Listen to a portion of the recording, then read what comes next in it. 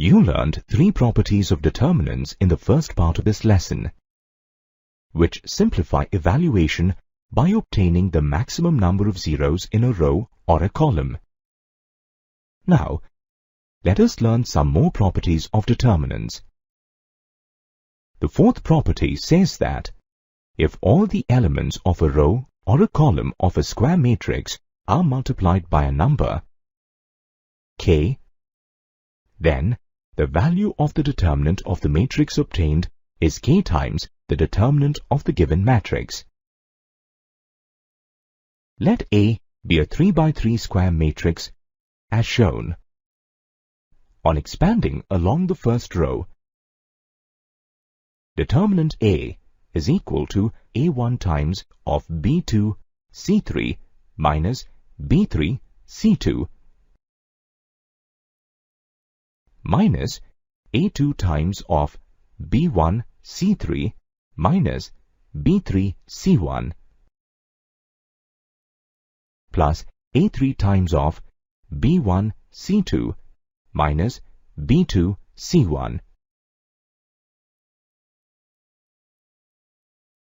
Now, let B be the matrix obtained by multiplying each element of the first row by a constant k. Expanding B along the first row, we get k into A1 times of B2 C3 minus B3 C2 minus k into A2 times of B1 C3 minus B3 C1 plus k into A3 times of B1 C2 minus B2 C1. Taking k common, we have determinant of matrix B is equal to k times determinant of matrix A. This verifies the property. By this property, we can take out any common factor from any one row or any one column of a given determinant.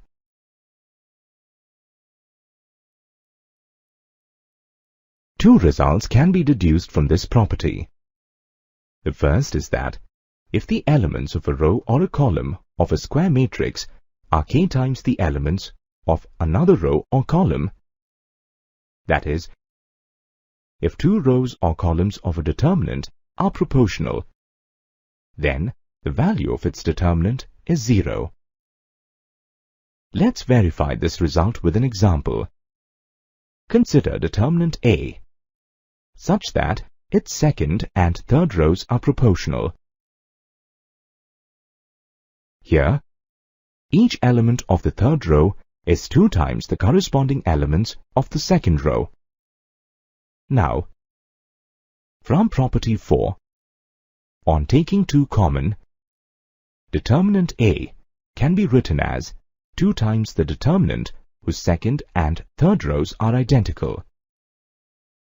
And from property 3, we know that if 2 rows or columns of a square matrix are identical, then the value of the determinant is equal to 0.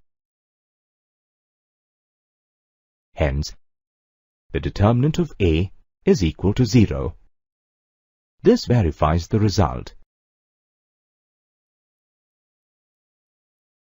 The next result is that if M and N are 2 square matrices such that M is equal to K into N, where K is a real number,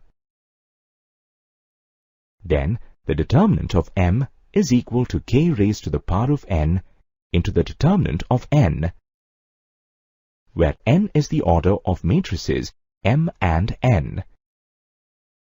Let us apply this result to a matrix M.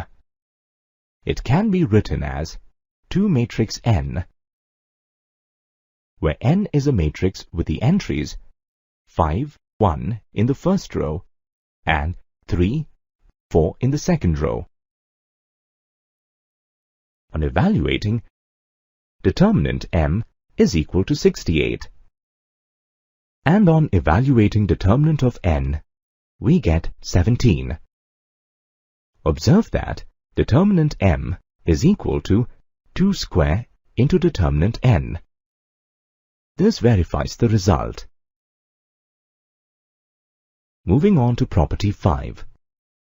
It says, if the elements of a row or a column of the determinant of a matrix are expressed as the sum of two or more terms, then the determinant can be expressed as the sum of two or more determinants. Suppose the elements in the first column of a determinant are expressed as the sum of two terms. Let's show the determinant can be expressed as the sum of two determinants. Consider the left-hand side.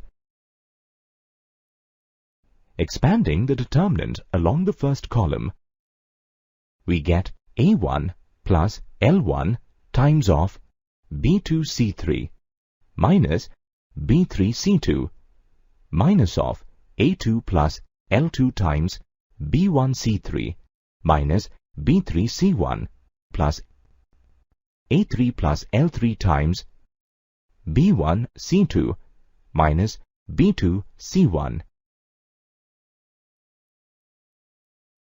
On simplifying, it can be written as shown here. Observe that the first three terms of the expansion of the first determinant along the first column and the last three terms are the expansion of the second determinant along the first column. This is the required right-hand side. Note that similar results can be obtained by considering the other rows and columns. For example, consider the 2 by 2 matrix shown here. Its determinant is equal to AD minus BC.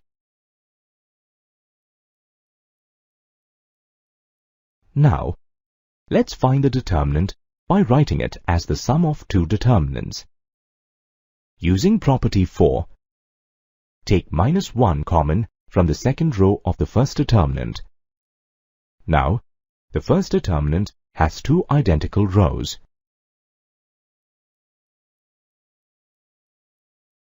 So its value is 0, and the value of the second determinant is equal to AD minus CB.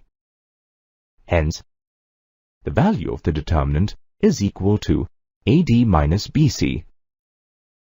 This shows that the value of the determinant is the same as the value of the determinant when it is expressed as the sum of the two determinants. Moving on to the last property. It says, if the elements of a row or column of a square matrix are added with k times the corresponding elements of another row or column, then the value of the determinant of the given matrix does not change. That is, the value of a determinant remains unchanged if we apply the operation Ri goes to Ri plus k times Rj, or Ci goes to Ci plus k times Cj. For example, if we apply the operation C1 goes to C1 plus k into C2 to matrix A,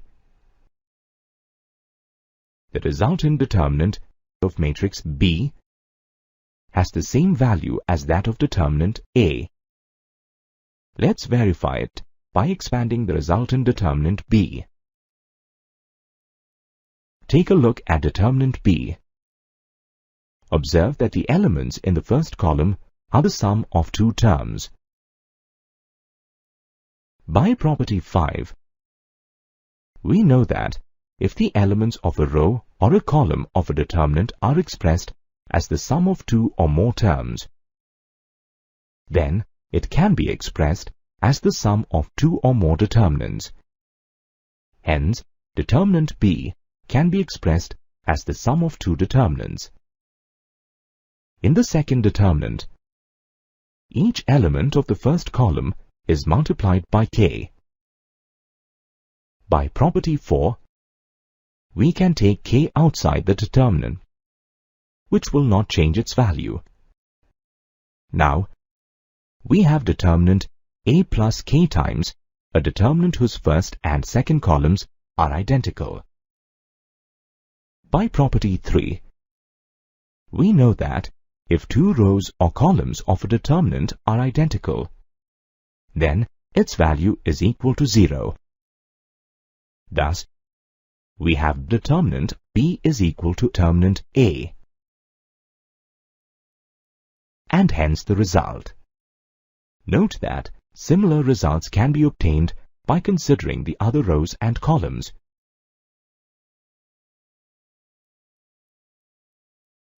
Let us consider an example now. Without using property 6, the value of delta on evaluating comes to 0.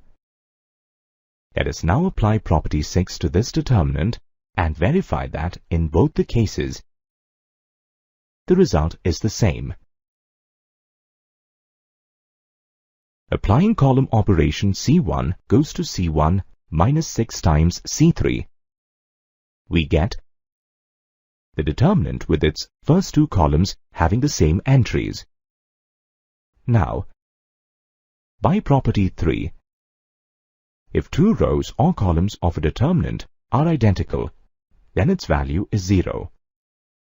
Observe that either way, the result is the same. But with the help of properties of determinants, it can be simplified more easily.